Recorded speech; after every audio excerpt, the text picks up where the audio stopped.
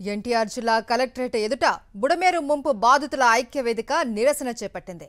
బుడమేరు వరద వచ్చి ఏడాది పూర్తయినా నేటికి బాధితులకు పరిహారం అందకపోవడంపై ఆందోళన వ్యక్తం చేశారు.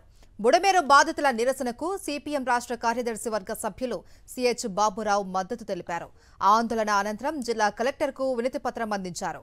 బుడమేరు ముంపు బాధితులకు ఏడాదైనా న్యాయం చేయకపోవడంపై సిపిఎం నేత బాబురావు ఆగ్రహం వ్యక్తం చేశారు. 80,000 కోట్ల రూపాయలతో బనకచర్ల కట్టాలి అని తాపత్రయపడుతున్న చంద్రబాబు పదే పదే ఢిల్లీకి వెళ్లొస్తున్నారు. కానీ బుడమేరు ప్రాంత ప్రజలను మాత్రం పట్టించుకోవడం లేదు అని ఆయన విమర్శించారు.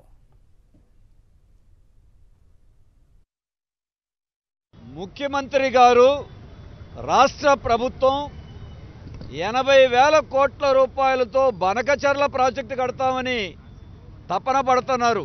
పదే పదే ఢిల్లీ వెళ్ళొస్తున్నారు.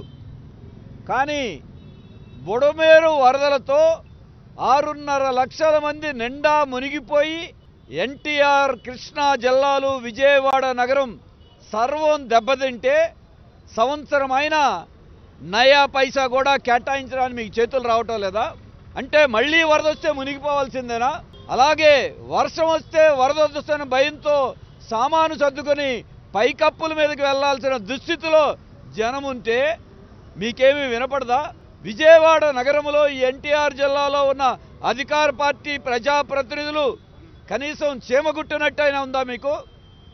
మీ సొంత సంపాదన తప్ప జనం గోడు మీకు పట్టలేదా? ఎందుకు మీరు నిధులు కేటాయించరు? ఏ బుడమేరును ఆపలేమా? బుడమేరుకి సమాంతరంగా ఒక కాలువ తవ్వండి, దాంతోపాటు కృష్ణానదిలో లాగా రిటైనింగ్ వాల్ కట్టండి, కృష్ణానదిలో కలిసే డైవర్షన్ ఛానల్ వెడల్పు పెంచండి అని ఎన్నో సిఫారసులు ఇస్తే ఎందుకు అమలు చేయరు?